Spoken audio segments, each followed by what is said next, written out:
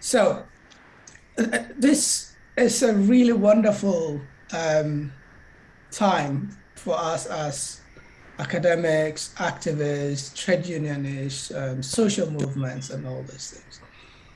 So this shifting narrative conference, looking at the political economy of public services spending and production, is organized by University of Greenwich, University of London, and you have partners listed above, PSI, as in Prendy, University of Ghana, Institute of African Studies, International Transport Workers Federation, and UCL again, and you can see University of Greenwich up there again, and TNI, Oxfam, Young Scholars Initiative, Waterflat, Go Backseat. So now, apologies if I didn't mention any partner, but you could see the breadth of this partnership for this. This is really great to have this kind of convergence of ideas and sharing of skills, experience, and frustrations as well. So I think it's going to be all together. Now, we are going to have a facilitator for this session, and I'm going to introduce the facilitator in a minute. And I would urge all of us to cooperate with the facilitator, especially with timekeeping and stuff like that. So without much ado, we all know where Africa is in the world. So if you don't know, maybe the facilitator will tell you where Africa is. I'm joking. So our facilitator for today is Ashina.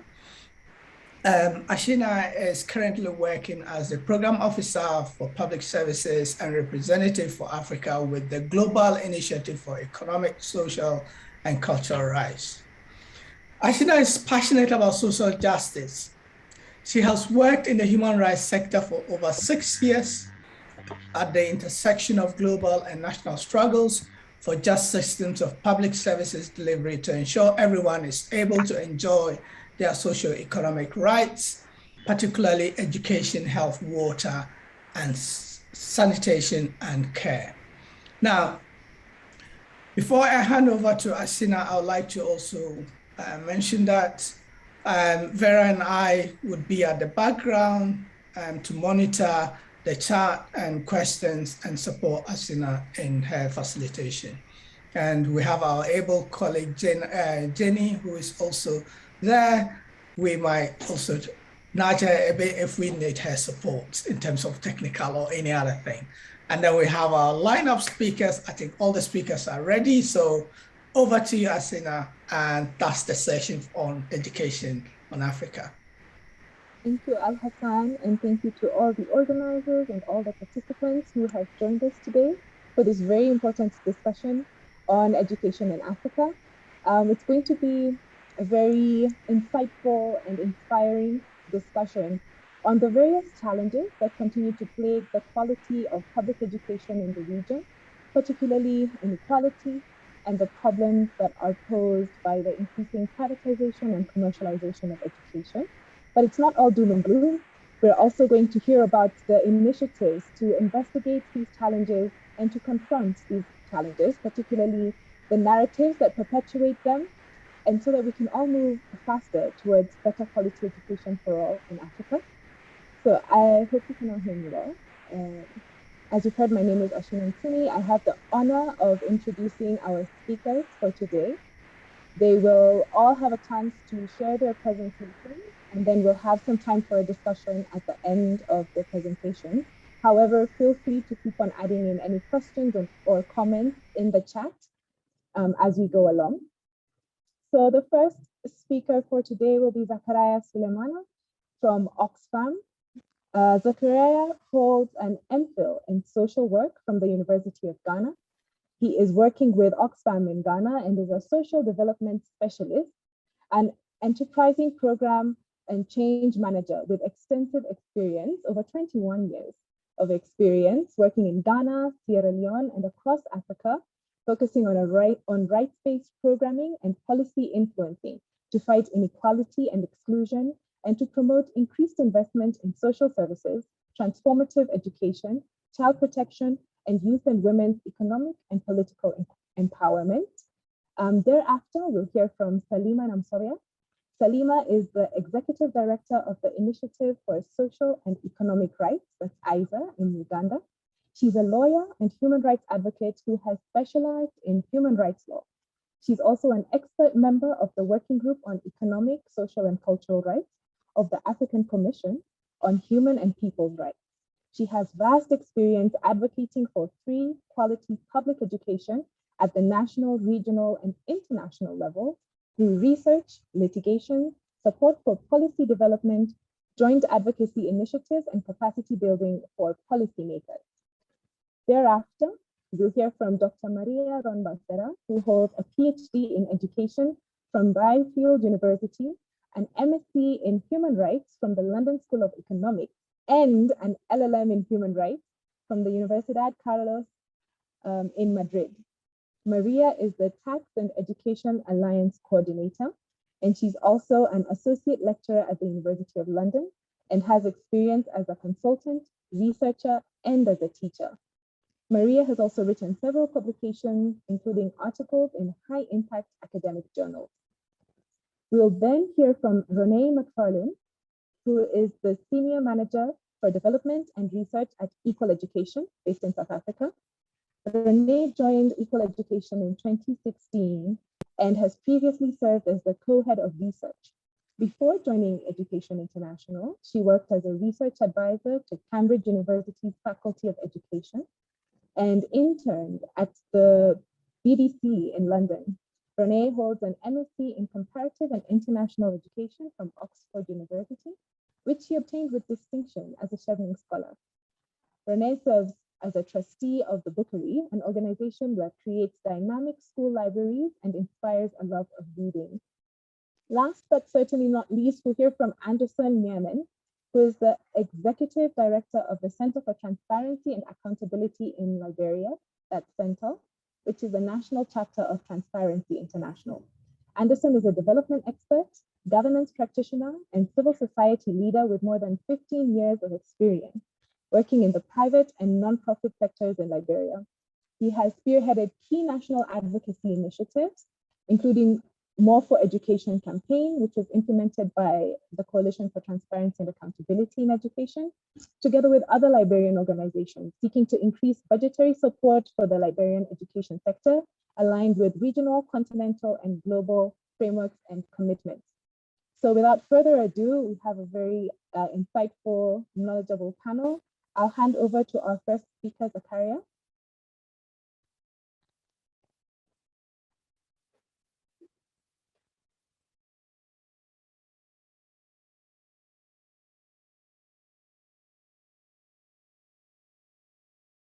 You're still on mute. You need to unmute, Zakaria. Yeah, thank you very much, Ashina. At the moment, I am please, can you see my Yes, you can see that.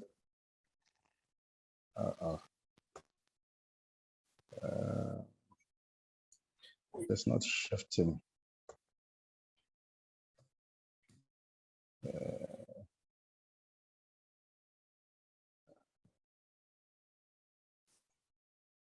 Okay. Thank you very much, Ashina. I am currently the Regional Education Advisor for Oxfam International in the West Africa region. And I thank you all for giving me the opportunity to speak at this August conference. As you may all know, Oxfam has in the last couple of years been pushing the narrative for the education as an instrument to end inequality. And as part of this narrative, we have in the last 1 year been writing 2 reports in West Africa. These 2 reports are focused on how education can propel a just and equal recovery from the COVID-19 pandemic. So the presentation I am going to make at this forum are preliminary findings from the two reports, which unfortunately have not yet been completed and signed off, and therefore should not be cited or quoted anywhere. In this report, I'll be talking about education and inequality before the COVID-19 pandemic, education during the pandemic, education in the future, and I'll be offering some recommendations on the way forward. Education is one of the strongest weapons in the fight against inequality, but it has to be the right kind of education. It has to be public, it has to be free, it has to be of good quality and universally accessible. Good quality education can be liberating for individuals. It can promote social mobility, reduce stratification, and enhance social cohesion. Indeed, it levels the playing field, helps close the growing divides, and brings us closer together. But in all of West African countries, this is not the type of education our children get. Before the COVID-19 pandemic, most education systems in Africa were struggling. Great progress had been made in education, with some countries close to attaining universal primary access, but many countries still had a very long way to go. Completion rates and learning outcomes remained big challenges. Within these challenges are deep inequalities cut along the fault lines of gender, wealth, and geography. These determine who stays in school and the kind of education they receive. For example, only around half of all young people completed lower secondary education in the sub-region. And in Guinea, only 17% of the population completed lower secondary education. When more than one of the disadvantages associated with wealth, gender, and geography collide, the widest inequalities manifest. For instance, in Guinea and Niger, approximately 70% of the poorest girls have never attended school, compared with less than 20% of the richest boys. Wealth is the most important determinant of learning levels in Africa, in West Africa. In the sub-region, the wealthiest children are 5 times more likely to complete lower secondary than the poorest children. These inequalities exacerbate the wider societal inequalities we experience in gender, in income, in political participation, etc., etc. During the COVID-19 pandemic, 87 million West African children were temporarily out of school. Distance learning, which was the order of the day, highlighted deep digital divides that reflect the broad inequalities we are already faced with. For instance, only 34% of sub-Saharan households have access to the internet, and as much as 42% of West African children have no learning materials at home. Due to the COVID, many poor children will never return to school or will drop out as they fall further and further behind. And girls are expected to be particularly badly affected due to the risk of unwanted pregnancies, early marriage, gender-based violence, and unpaid care work demands.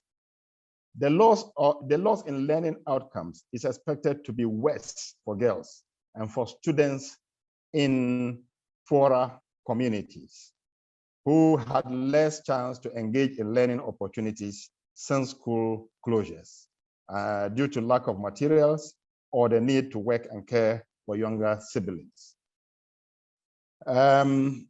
In their responses, governments have resorted to measures that gives us cause for concern.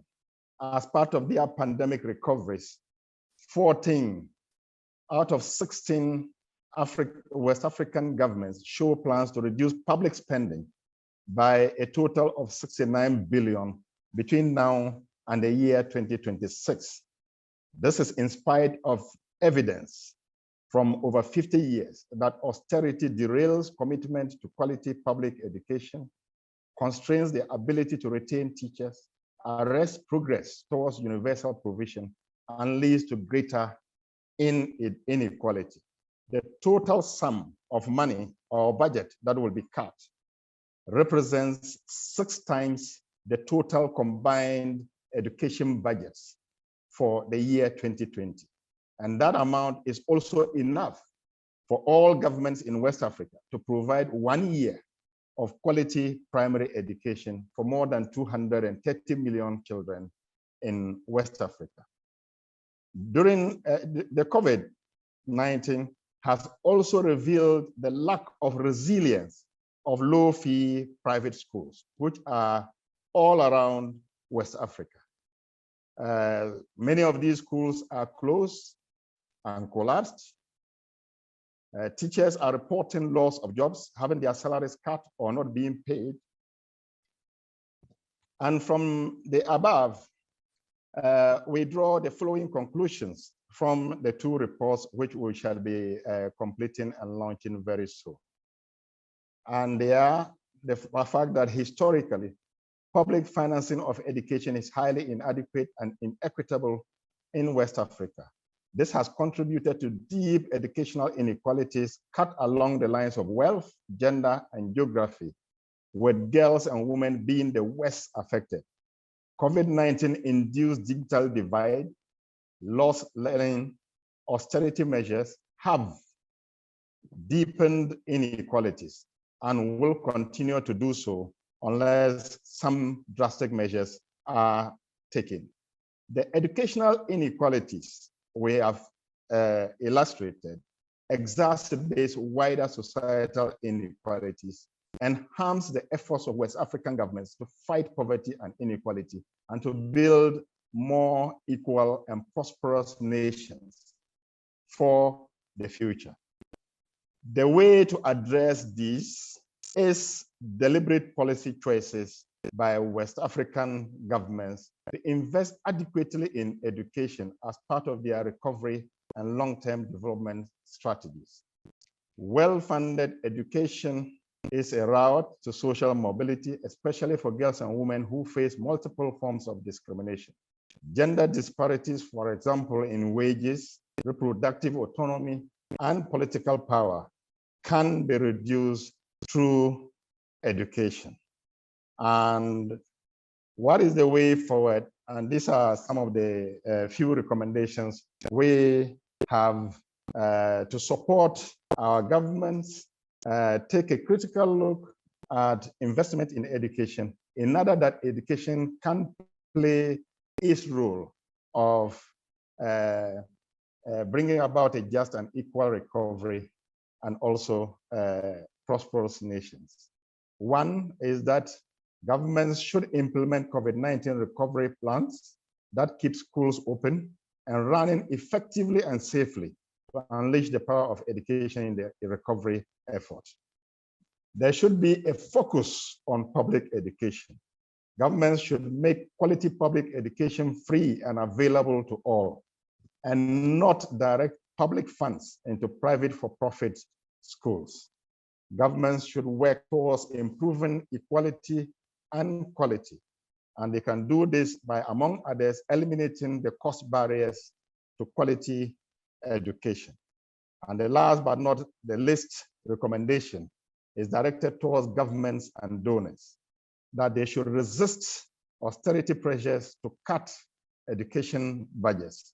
This is particularly against the evidence that suggests that education budgets may need to exceed the 2015 Incheon Declaration targets of 20% budget allocations and 6% GDP across West Africa in order for education to be adequately funded and for it to unleash its power of bringing about equality and prosperity in the nations of West Africa. I thank you. Thank you, Zakaria, for sharing that stark reality of the deep social, economic, and gender inequality in West Africa. We can take one very brief question. I see Bahanis, I hope I'm pronouncing that correctly, that your hand is up. We can take one brief question directed at the speaker.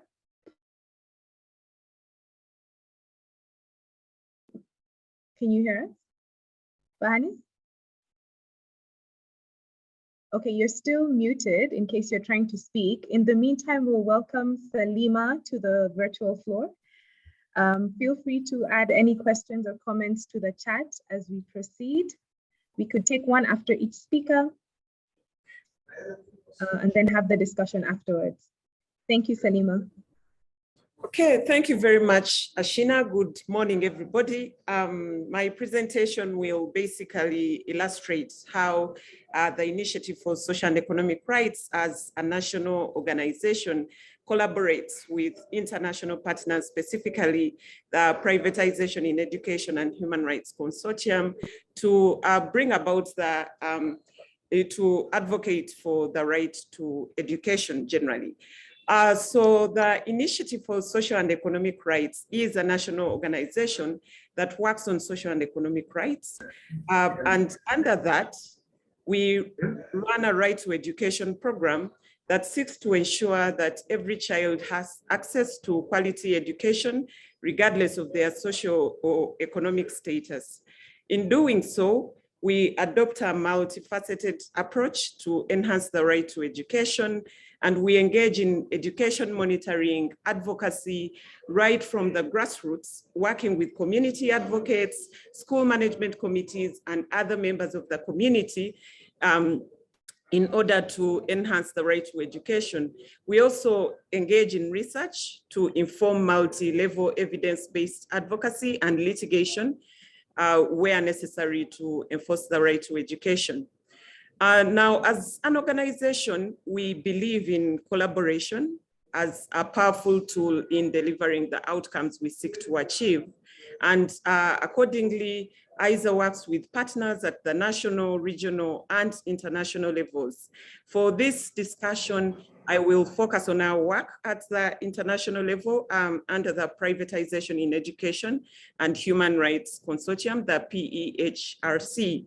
The consortium comprises of individuals and organizations collaborating to promote the right to education through joint advocacy and supporting policy and norms development at the regional and international levels.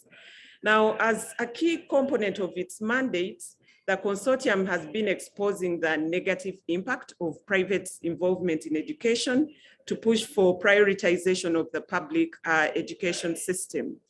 Consortium members engage in multi-layered joint advocacy targeting actors such as national governments, human rights mechanisms at the regional and international levels, international finance institutions, as well as private investors. As a national organization, for example, the Initiative for Social and Economic Rights uses its experience at the national level to provide real-time experiences or case studies that are utilized by the consortium generally to be able to engage in the international advocacy. The consortium has, for example, used the hashtag education before profit to push back on privatization of education. And it utilizes such tools as joint statements, letters, panels, research, and campaigns to advocate for public education. Some of the most visible work in the area of pushing back against privatization in education has been the advocacy around the advocacy against Bridge International Academies now referred to as the New Globe Schools, which is a chain, or which is a global chain of schools that sought to take up a substantial portion of the market in Africa and other developing countries. But we found that this was really undermining the right to education for all children. But I will not go into detail about the discussion around Bridge International Academies. But I just want to speak about one of the successful examples of collaboration within the consortium, which has been in the area of norms development. And specifically, I will want to share about the Abidjan principles. The Abidjan principles on the human rights obligations of states to provide public education and to regulate private involvement in education were adopted in Cote d'Ivoire on 13th February 2019. And this followed a 3-year participatory consultation and drafting process that involved regional and country meetings, as well as online consultations. There was a drafts committee comprised mostly of academic experts from all over the globe, and it was supported, the drafts committee was supported by a secretariat comprising of 5 civil society organizations, including the Initiative for Social and Economic Rights, the Global Initiative for Economic, Social and Cultural Rights, the Equal Education Law Center, and Amnesty International, and the Right to Education Initiative. Those are organizations that are all members of the consortium and were supporting the drafts committee. Now, the Abidjan principles are a comprehensive reference point for stakeholders on implementation of the right to education. They compile and unpack existing legal obligations that states have regarding the delivery of education, and in particular, the role and limitations of private actors in the provision of education. They provide more details about what international human rights law means by drawing from other sources of law and existing authoritative interpretations. The principles have been recognized by several states, as well as regional and international human rights mechanisms, such as the African Commission on Human and People's Rights and the United Nations Human Rights Council. Since adoption, the consortium members have embarked on dissemination of the Abidjan principles and utilized them in various ways. And I will give a few examples of utilization of the principles. For example, members have used the principles to inform norms development at national, regional, and international levels. And one example I can provide is the fact that currently consortium members and other partners are working with the African Commission to develop a general comment on the obligation of states to regulate private actors involved in social service delivery. And there is also education covered under that. And there has been heavy reference and guidance that we got from the Abidjan principles in developing that general comment. Then also the Abidjan principles have been used as an advocacy tool. Members engaging at national level in budget advocacy around financing of the public education sector, and also providing a quick and comprehensive reference on human rights law in relation to the right to education. The principles have also been used for interpretative guidance in adjudication and litigation of education cases. And here I can also give an example in Uganda with a case that the Initiative for Social and Economic Rights brought against the Attorney General, basically talking about the unfairness in the financing of public education in the country, and specifically the use of public-private partnerships in the arrangements of delivering public education. The Abidjan principles were used by the judge in that case to call upon the state to utilize them in policy development at the national level, but also to ensure that the state follows the guidelines that are provided under the principles to ensure equity in education provision in the country. Then lastly, I will talk about the fact that the Abidjan principles have provided a framework for monitoring and research around the right to education, and various partners and members of the consortium have been using it in assessment of policies for compliance with human rights. And also other members have used it for research purposes. And I guess this will be a good point for me to pass on to back to the chairperson to pass on to the next speaker, because Actionaid is one of the members that has utilized the principles in for research purposes, and they will be able to share. I think Maria will be able to share about that research in more detail, but just to underscore that collaboration is key to achieving the various outcomes that we as members in the education advocacy community do seek to achieve, because the various policies implemented in the different countries are policies that are sometimes not developed nationally, but in other places, for example, within international finance institutions. And therefore, it is important that we engage in multi-layered, multi-level advocacy and work across different disciplines and leverage the various strengths that the different partners have in order to enhance the right to education for all. Thank you very much, Ashina. Thank you, Salima, for sharing that example of truly impactful collaboration between a diverse group of organizations and individuals. Now I'd like to invite Maria to pick up the conversation from there. Maria?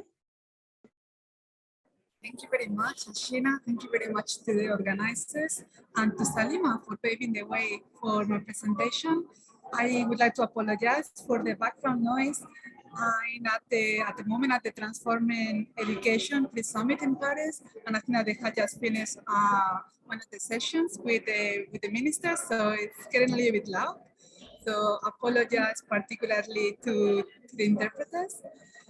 So what I'm going to be talking about is about changing the narratives in terms of privatization, because privatization has been pushed for as a solution.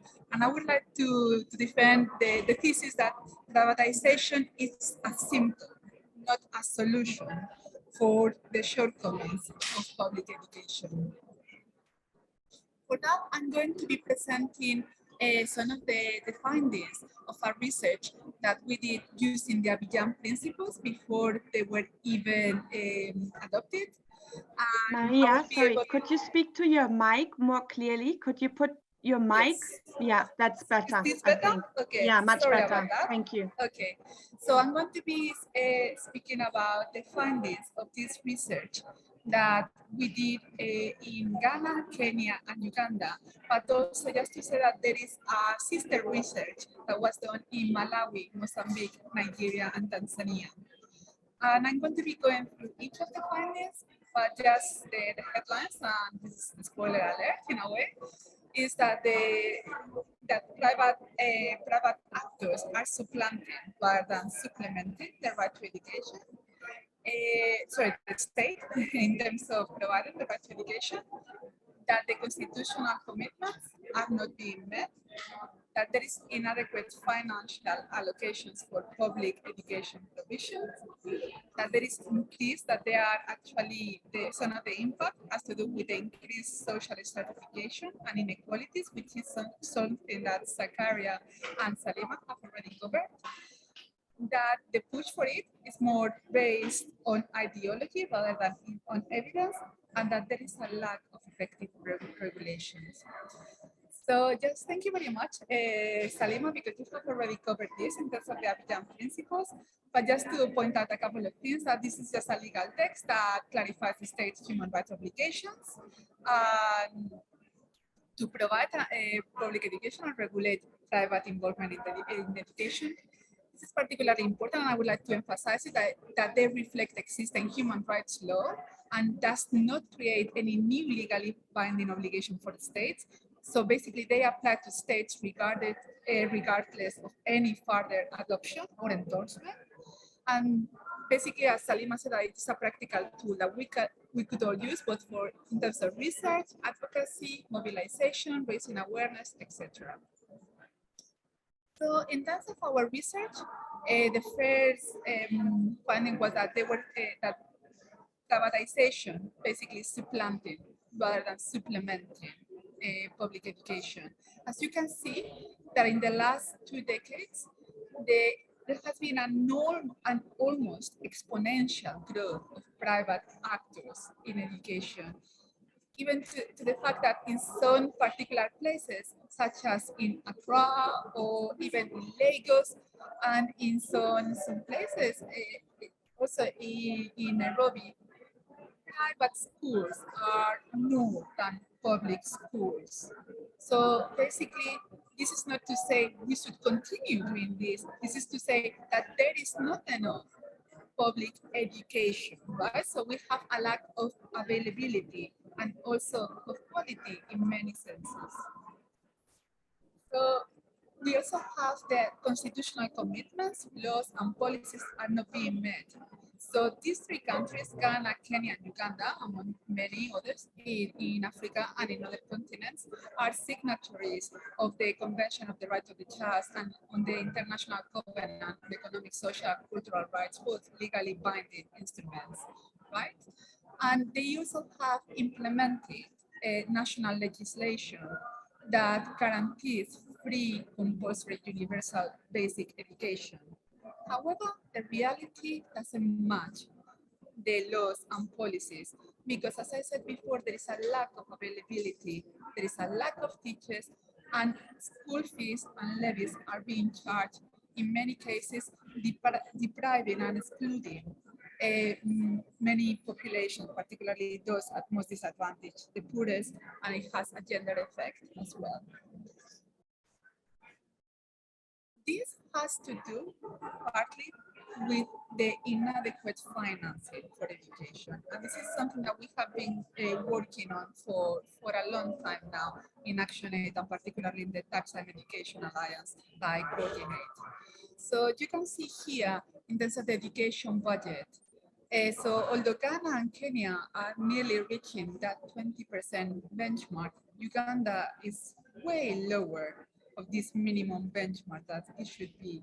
However, we should be talking about the 4 S's of education, not only the share of the budget, but also the size of the budget, right? And the size of the budget is intimately linked to the domestic resource mobilization, particularly to the tax to the gross domestic product ratio. And this, again, should reach that 20%. And what we see here is much lower, so 12%, 15%, 12%. So that this means that even if we have a much bigger proportion of the pie is still very small. The size of the education budget is very small. And we are just fighting against other rights, such as health, etc., when we should really be thinking outside the budget box, right? So, and just to say a particular leak of these domestic finances in terms of like tax revenue comes from the tax incentives. So this is tax avoidance in a way, right? And these are being given like freely and without really an explanation. These are called harmful tax incentives. And in Ghana is losing 1.2 billion per year. Okay, in Kenya is 1.1 billion per year. And Uganda is 370 million. And we have some really good comparisons in terms of what 20% of this funding could have paid for in terms of education inputs. And I will be sharing the link in a minute. So what's the impact of privatization on the right to education? What we found is that the increased privatization of education in these 3 countries is exacerbating social inequalities because they are making the cost, because the cost of education has been identified as the biggest barrier to access and enjoy the right to education, because it's also increasing rural versus urban inequalities.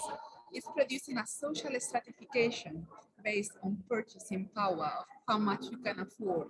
Then you would be sending your kids to a really under-resourced, low-fee private schools, etc. And the more that you can afford, the better the facilities, or so they claim. Because it's also creating and exacerbating inter and intra-household inequalities. So not only within the communities, but also within the families, right? Because it's further excluding children with disabilities. It's stigmatizing public schools. And there is also public secondary and universities are full of private educated students. Yeah, how much longer do I have? You have 3 minutes. Okay. So also just to say that privatization is being pushed not because of evidence, but because of ideology. Because even those documents and that research that has been commissioned by providers such as art, even bridge to a point, right? But particularly for like by DFID, that is now the CDO, their finding is that there is no basis, right, for saying that public-private partnerships or private education is better in terms of increasing availability or quality of education, or even accountability, which they keep saying. And in the sense of the cost, the value for money of the cost is actually, we have lots of examples that these PPPs are really, really costly economically to implement, and particularly in terms of all the resources, legal and technical. So you can read the quotes from Mtsumi, which obviously I'm not very keen on, but just so you know that they found that it was a squandering of public finances. I would like also to talk about the regulation. I can hear some background noise. I would really appreciate if you could all mute if you are not speaking. So there is a lack of effective regulation of private providers. And the private sector, as I said before, has been expanding rapidly, driven by market forces. The government regulation is not fit for purpose.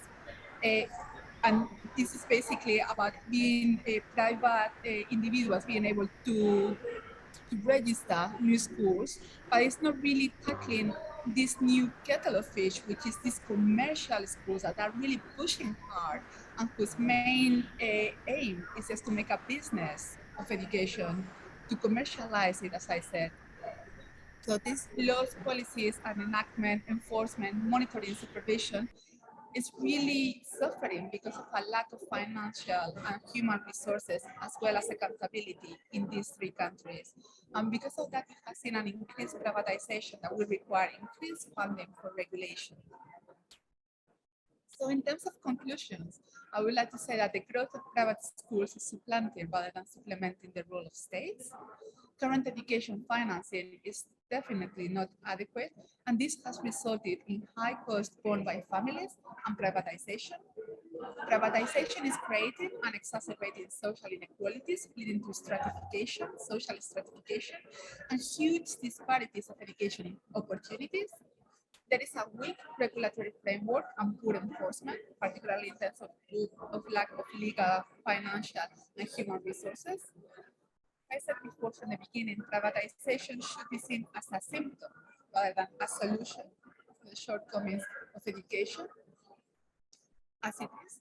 And countries need to increase the share of the national budget, at least to meet that benchmark of the 20%, the size of the education budget, and this could go for the size of the government budget. And we should be aiming at increasing the tax to GDP ratio through progressive tax reform, as well as a sensitivity, so it has an equity criteria.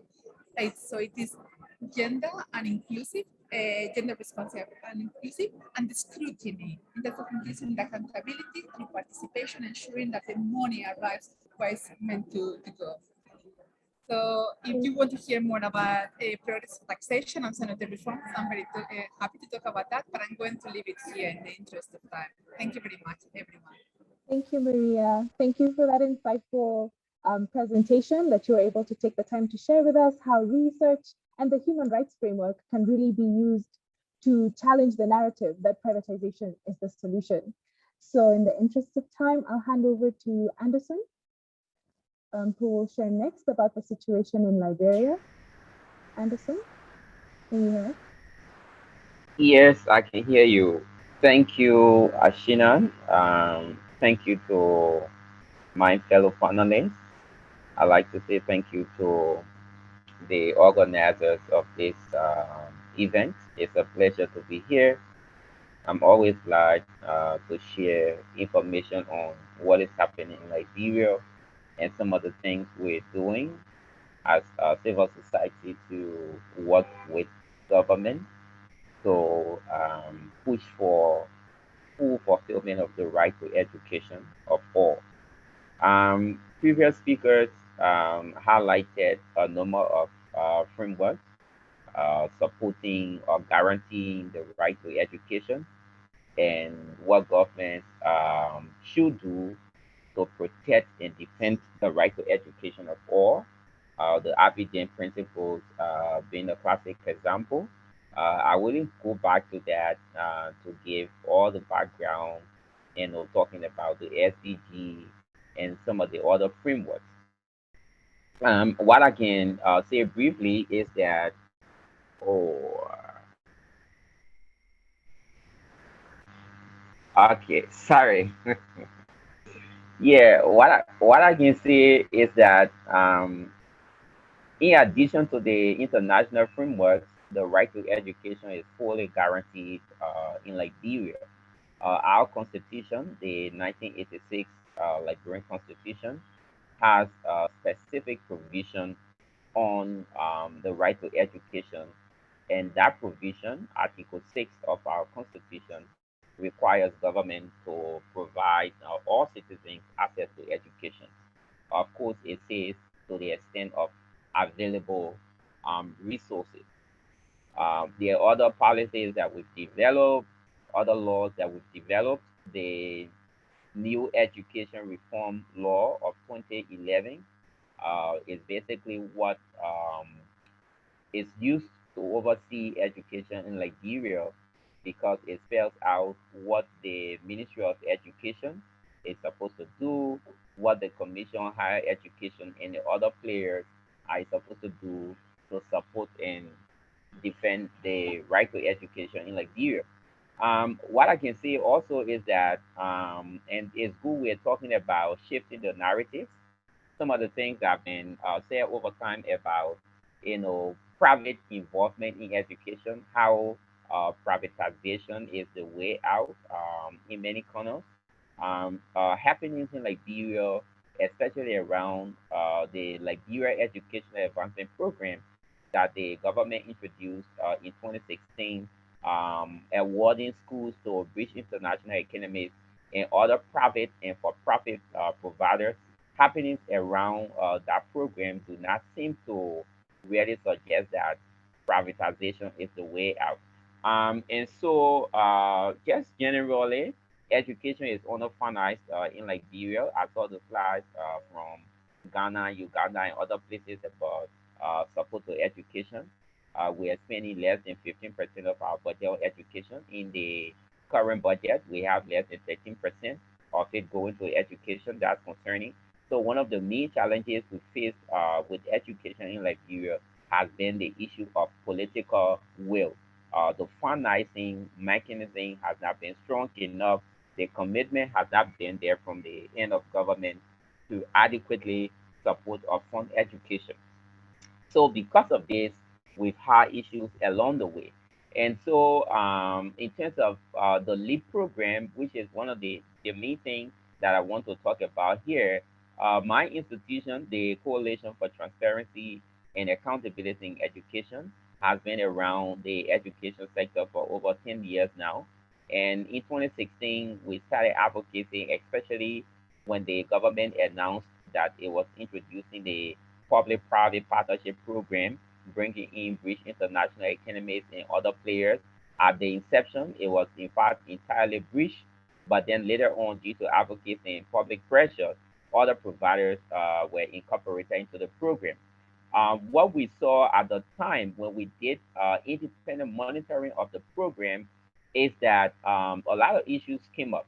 For example, the lead provider, Rich International Academy, that now manages over 60% of the 525 schools that have been awarded to the private providers under the lead program.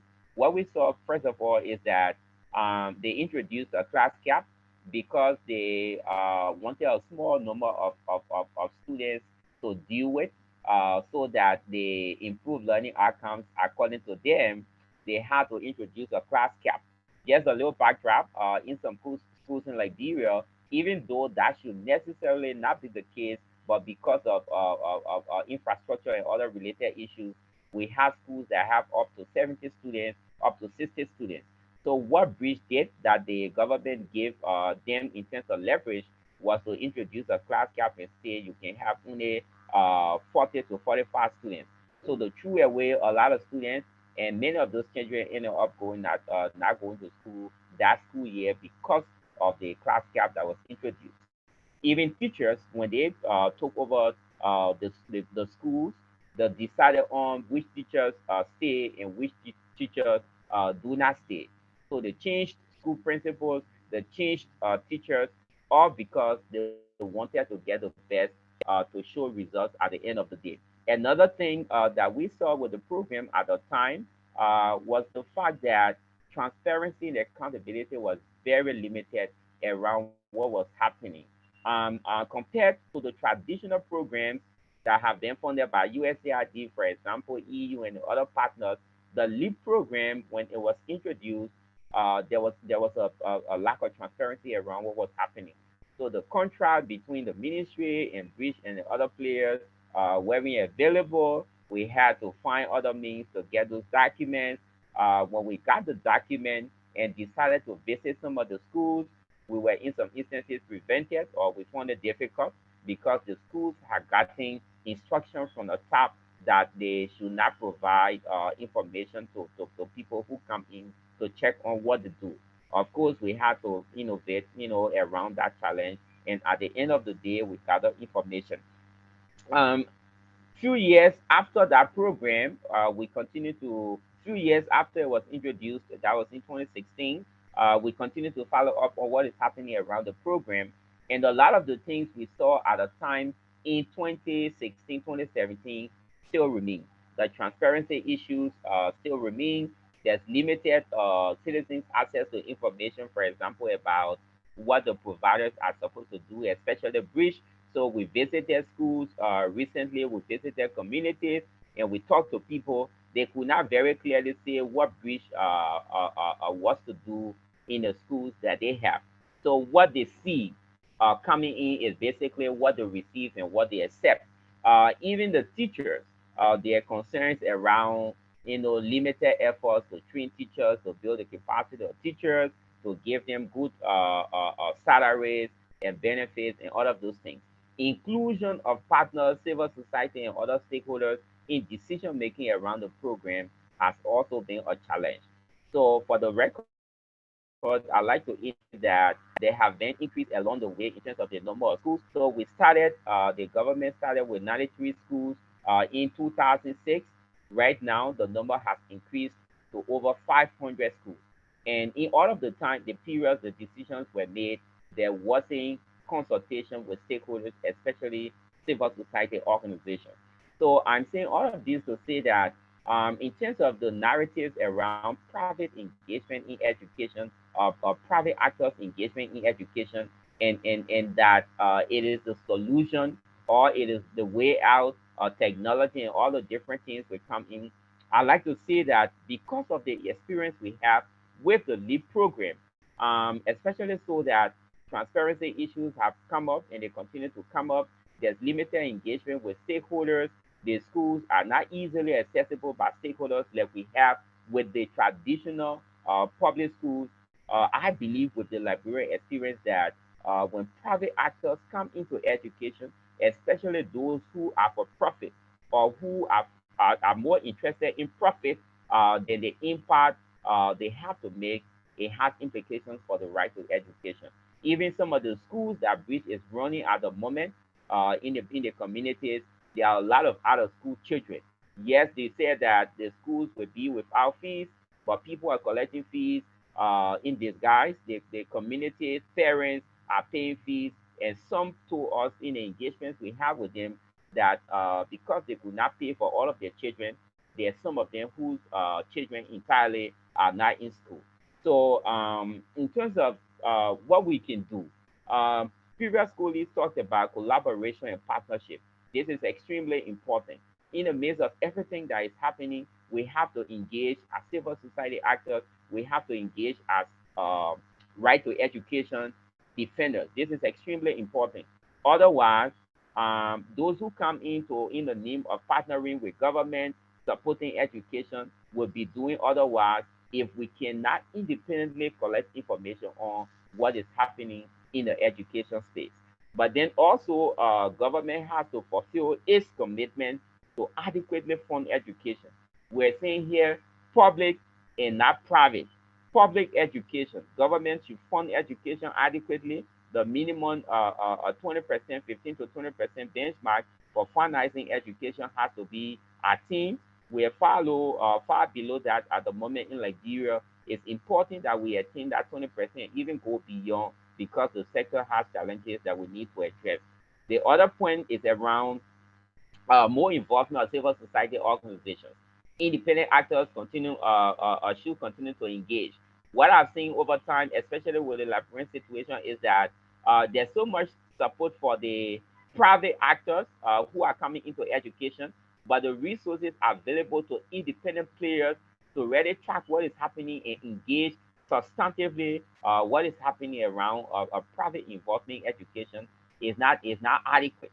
So I'm also using this opportunity to call partners, institutions, donors who are keen about right to education issues to support civil society organizations, independent monitoring of what is happening in the education space, research and other policy advocacy efforts, so that the message goes out, what is happening can be investigated and revealed to the public.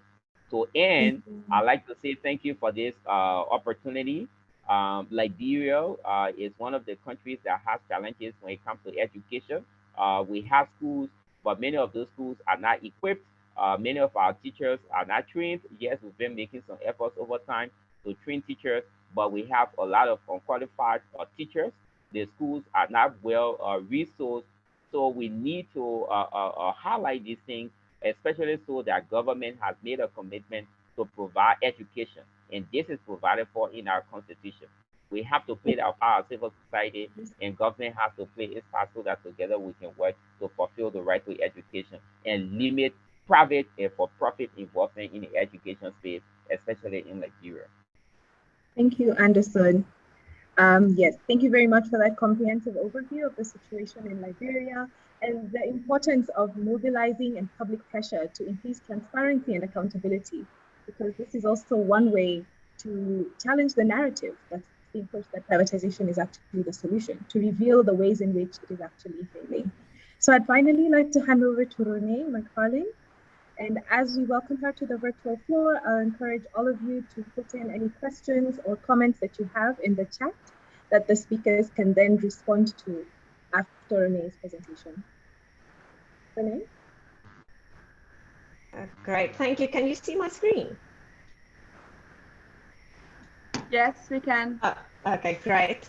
Thanks, everyone. I know I'm the last presentation, but I'll try and keep it high energy so that I don't lose you. I'm going to talk about equal education, a social movement in South Africa, and the work we've been doing to oppose austerity and also to ensure greater accountability for private actors in South Africa. I'll start off to just tell you a little bit about equal education.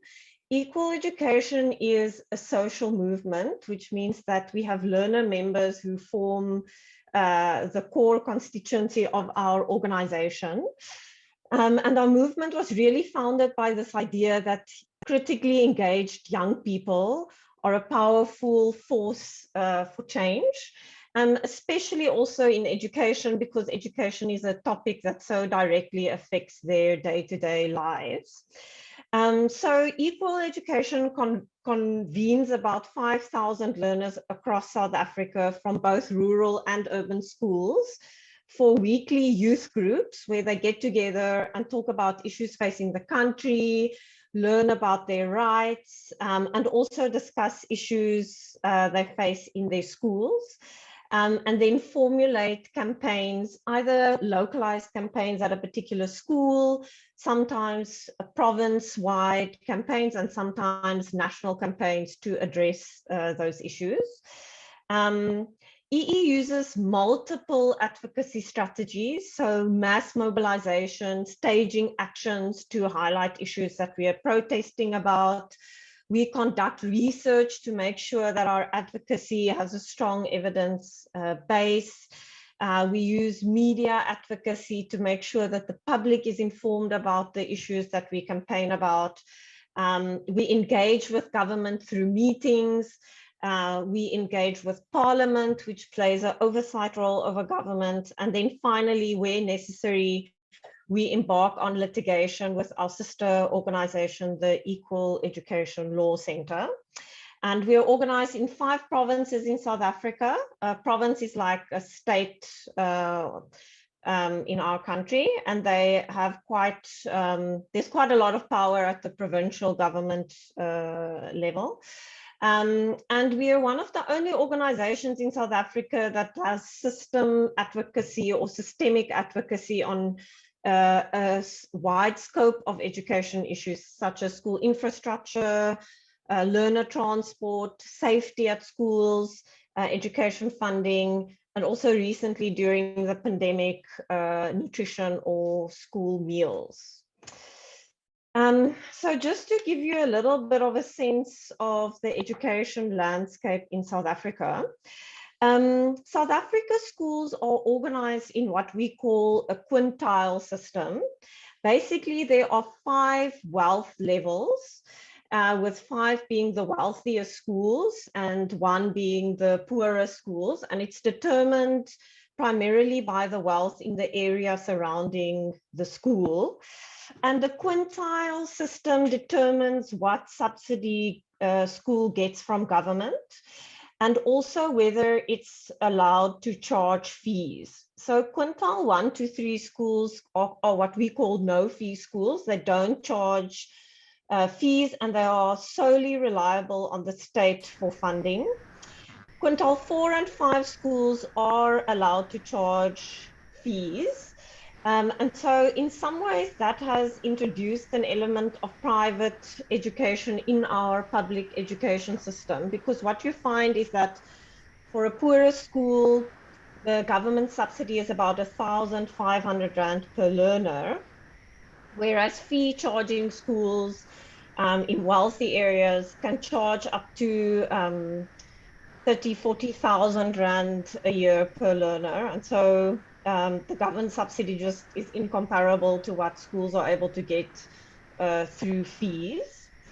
Education is the 2nd largest budget line item in the budget after debt servicing costs. It makes about 14% of our budget, but a really big proportion of that goes to teacher salaries, around 80%. And so it actually leaves very little fees for all the other elements of or costs associated to education. What's interesting is that the right to establish a private school is enshrined in South Africa's constitution. And that's actually because of the debates that were happening during our democratic transition.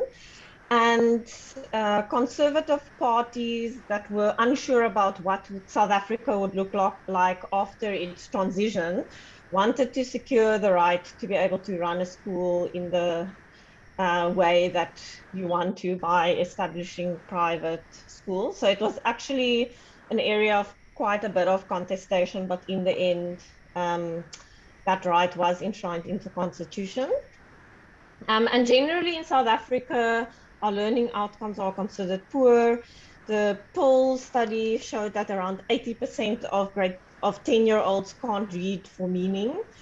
There's debates to be had about those international tests, but it does paint quite a bleak picture of things like reading outcomes in the South African education system. And then just to show you that currently about 9% of schools in South Africa are independent schools, so the majority is still public schools. But you will see on the right there that since 2012, the enrollment in independent schools has grown. It's still quite small. That's about 700,000 Rand compared to the almost 12 million, 700,000 learners compared to the almost 12 million learners in school. But the enrollments there are increasing. So I'm first going to talk a little bit about our anti-austerity advocacy, because we understand that, as the other speakers have mentioned, advocacy to secure public funding for public services is crucial to ensure that there's not this deterioration in the quality of public education, because that always leads to growth in the private sector as people seek alternatives. And we've already seen that in South Africa, where there's an underinvestment in education, that leads to a narrative that public education is poor, which then leads to a flight to private education. So important for us, as I said before, is conducting research, being able to explain the budget trends and also what the key implications are in education. The second stage of our advocacy is doing training, so making sure that our staff and our 5,000 learner members and other civil society organizations understand the particular issue, so understand why budget cuts are detrimental to public education. You can see there's some meetings with our members, or we call them equalizers.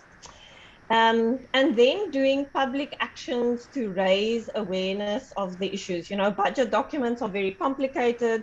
Often the public doesn't really understand what's happening in them. And it's really important to actually draw attention to issues such as budget cuts. Otherwise, they almost go unnoticed. There you can see some of our learners protesting when the minister tabled his budget speech in February. He actually came out to speak to learners to hear what their protest was about. So that was quite exciting.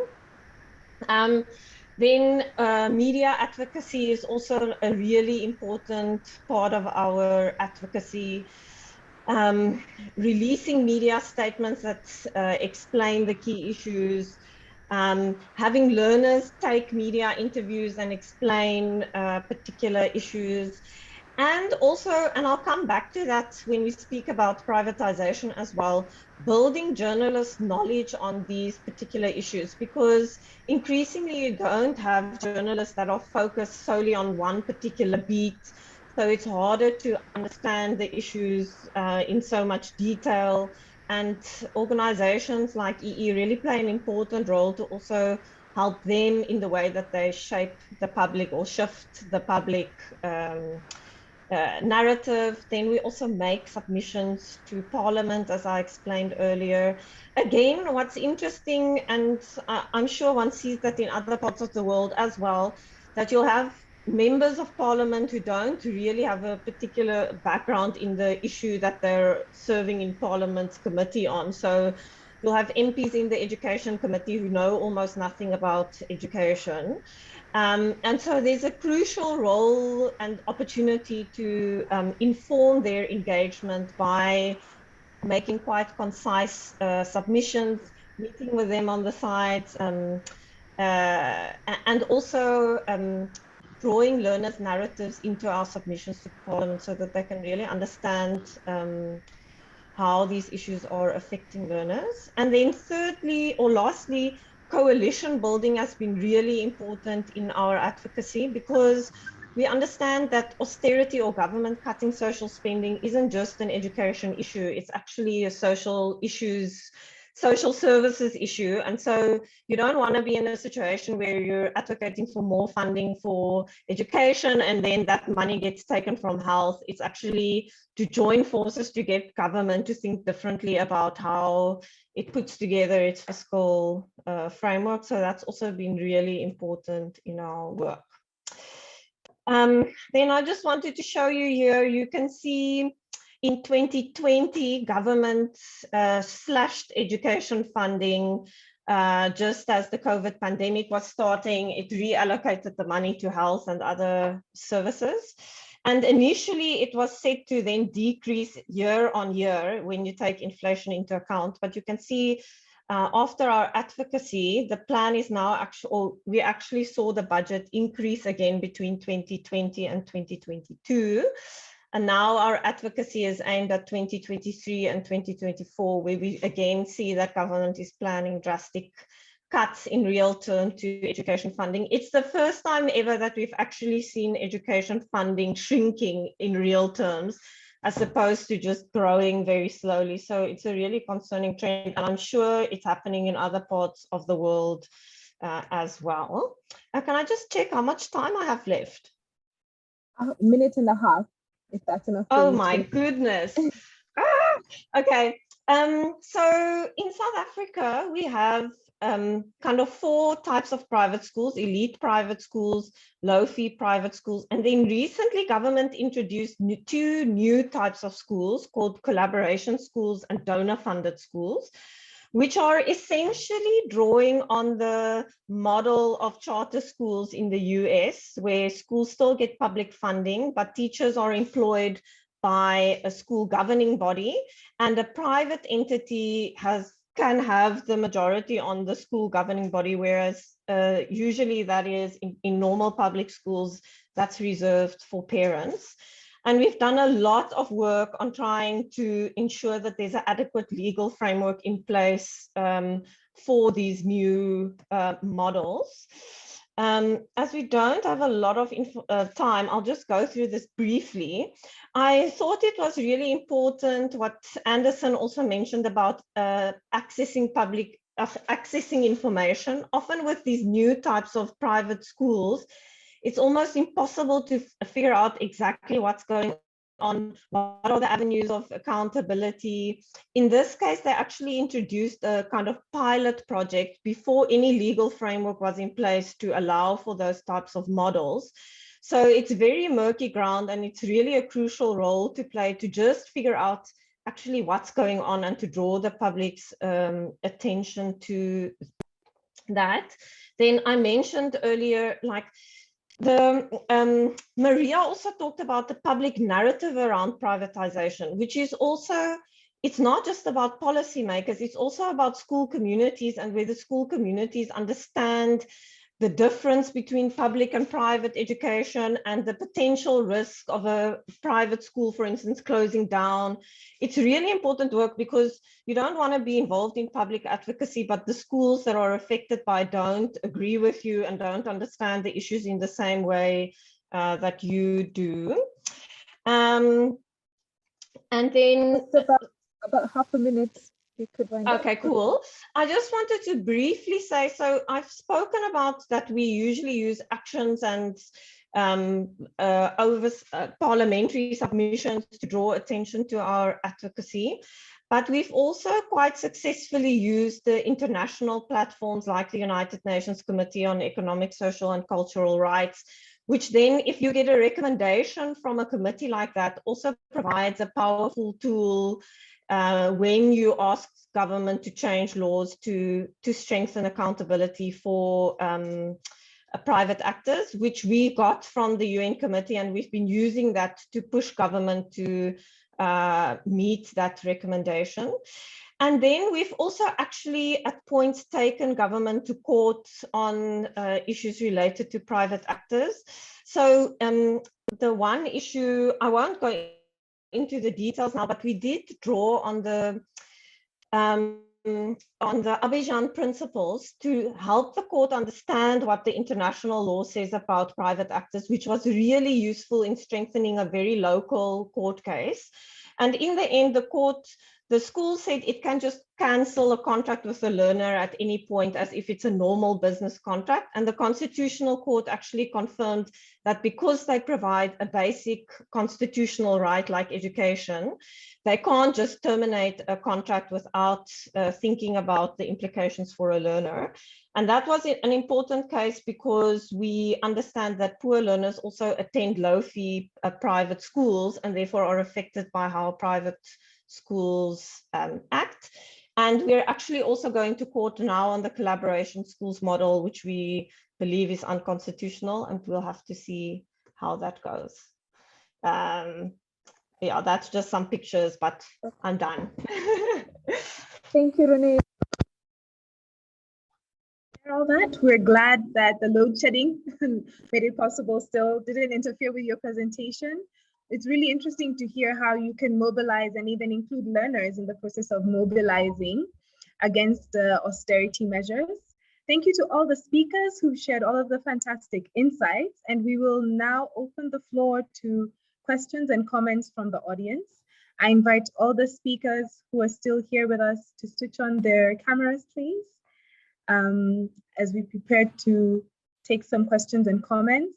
I'd first like to highlight a comment from the chat from Mansour Shafni. I hope I'm pronouncing this correctly. I hope my French translation also is accurate, who shares about the situation in Tunis, where they also are struggling with a two-tier education system, where there's one track for the rich and another track for the poor. So it's really exacerbating a lot of exclusion in education, the situation in Tunis. So I see two hands up. I think Al-Hassan's hand was up first, and then Bahanis, we can take your question, and then we'll hear from the speakers. Yeah, thank you so much. I just have my question might go to all speakers. It's quite generic. It's about the role of teachers in all this. If you look at the budgets that are even not sufficient budget, 80% of the budget goes to teachers' salary and stuff like that. And I know that when I was growing up in rural Ghana, in northern Ghana, some teachers are posted to rural schools and they don't show up.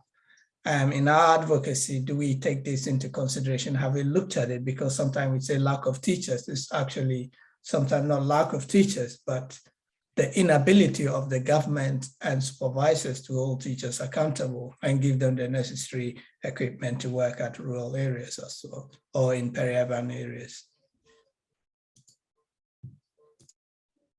Thank you for that concise question, Al-Hassan. Bahanis, we'll take the question from Bahanis, I hope I'm saying that right, and Vera, and then all of the speakers can reflect on all the questions. Bahanis, you're still muted in case you're speaking. We still can't hear you. You're still muted. You would need to unmute and then speak. And then perhaps in the meantime, Vera, you can go ahead.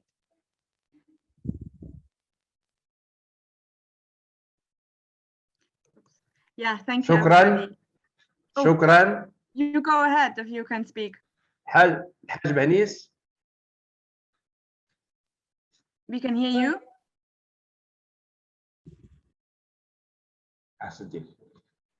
بسم الله الرحمن الرحيم. شكرا على إتاحتي لهذه الفرصة لآخذ الكلمة باسم الاتحاد المغربي للشغل بالمملكة المغربية. أولا أشكر الإخوة المشاركين والمشاركات في هذا الاجتماع الهام وعلى التدخلات الهامة التي استمعنا إليها بإمعان من طرف الأساتذة الذين شنفونا بهذه العروض الممتازة، والتي هذه العروض هي موضوع الساعة من ناحية التعليم.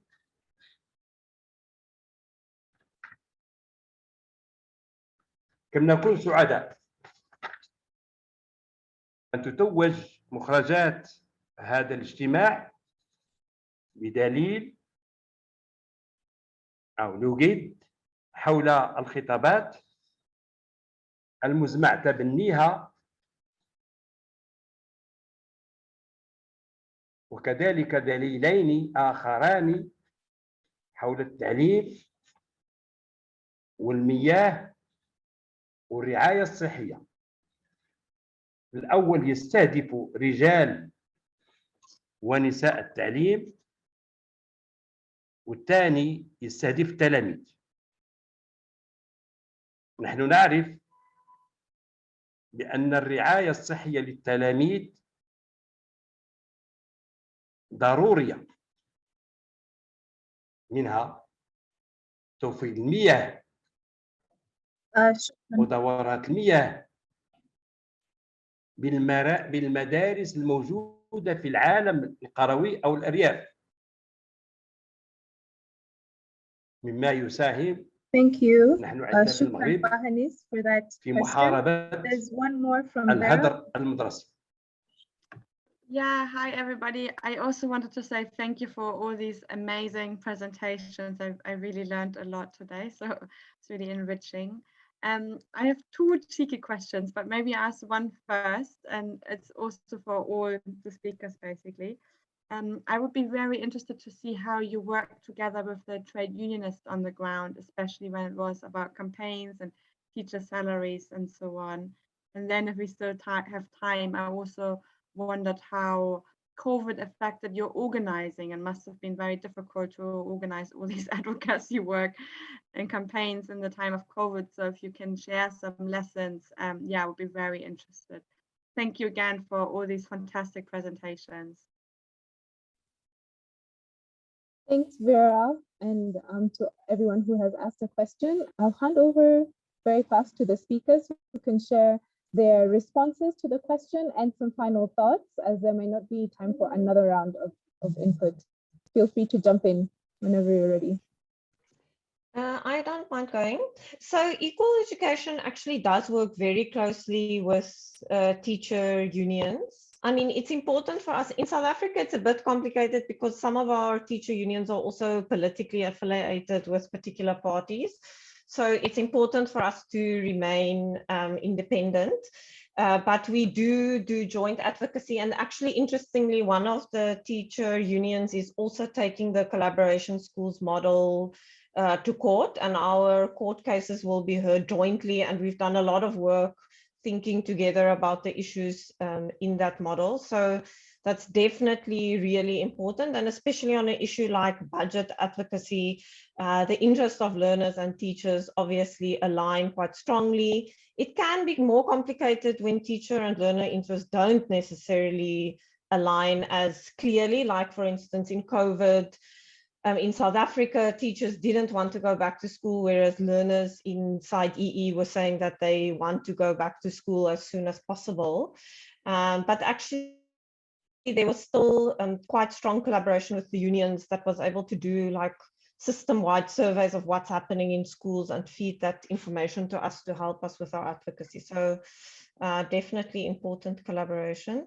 And then just briefly on COVID-19 advocacy, it was a huge disruption. And I think for us, just completely contradicted the current narrative about the value of online learning and technology. Obviously, it's valuable to enhance our work, but 100% not valuable in replacing in-person engagement with learners, especially for advocacy. So we're very excited to be back on the ground again.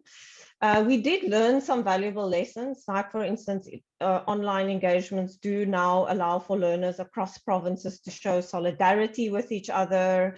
We learned about the power of collaboration, and we learned that during a crisis, an organization that has a mass base is a hugely important messenger. So we played a huge role in communicating trustworthy information to our members on the pandemic, on the virus, etc. And we learned the value of small, impactful actions, hanging a banner over a highway, something like that when we couldn't hold mass protests due to restrictions. Yeah, thank you.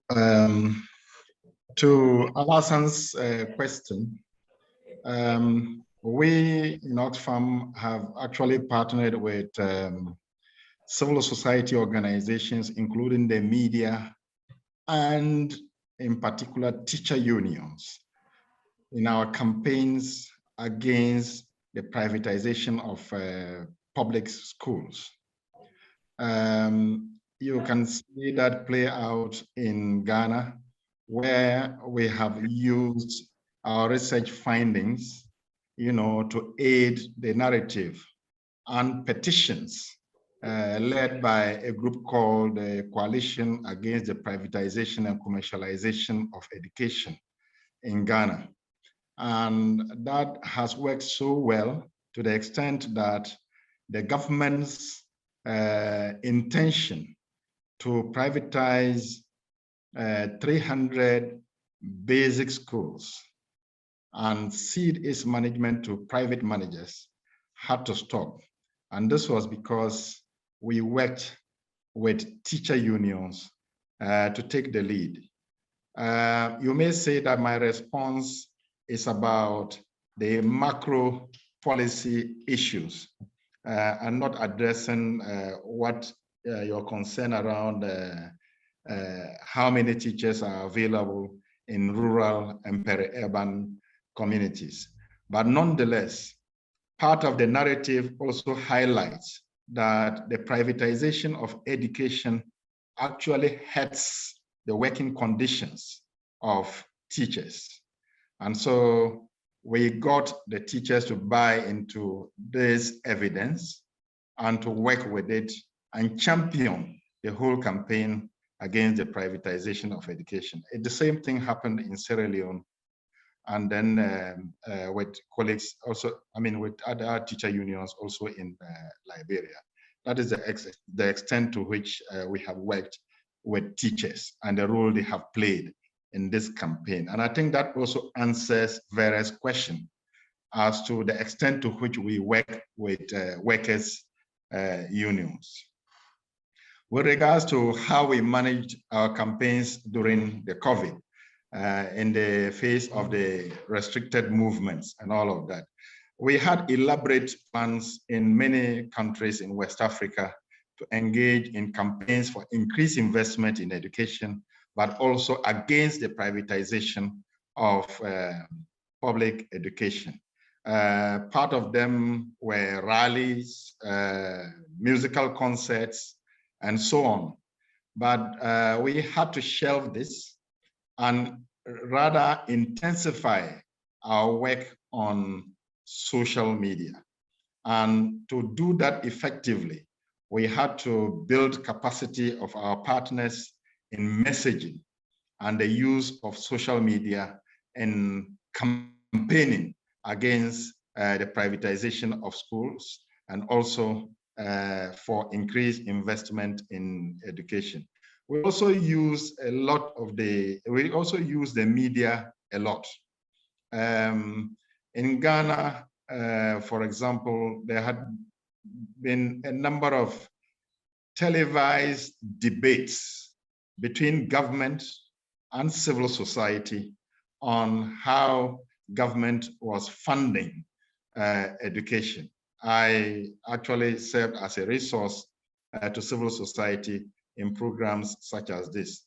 We also had a lot of radio engagements to push home the messages in respect of our campaign objectives. And I think it worked quite well. As I indicated, in Ghana, it stalled the government's intention to privatize 300 schools. in Sierra Leone, it contributed to increasing the budget to education by 1% from 2021 to 2022. And yeah, so I will leave it here. This is what I say in response to those questions. Okay. Just a couple of minutes. Yeah.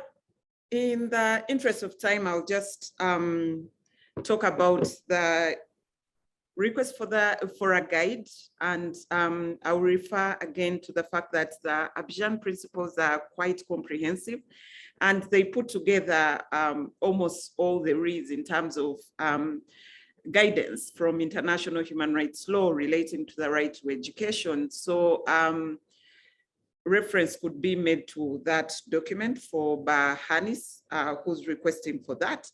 And then in terms of organizing, for us at the Initiative for Social and Economic Rights, we believe collaboration is both upward and downward. And during COVID-19, we strengthened our community collaboration. We worked a lot with community advocates because they are based in the communities and they could walk to the various places to be able to continue monitoring, continued learning. And we also boosted their capacity to use social media and engage with online platforms such as Zoom to be able to share what was going on.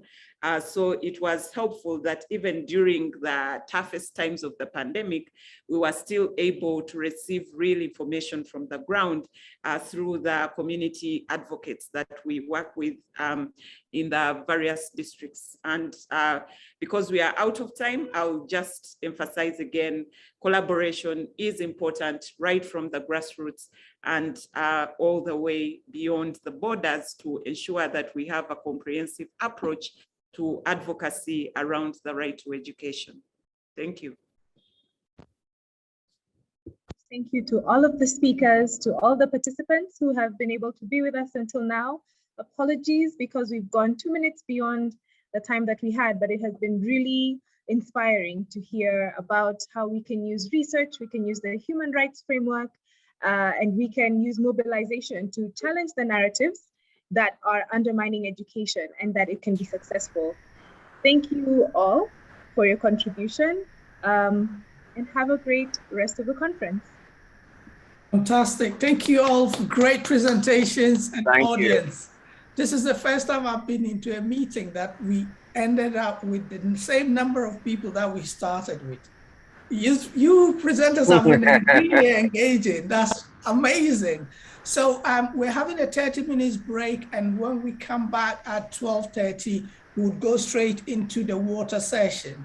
And that is going to be another great session. And then after the water would be lunch break, and then after lunch break would be the health. So stay with us, and a lot of information and a lot of excitement to share. See you at 12:30. Thank you.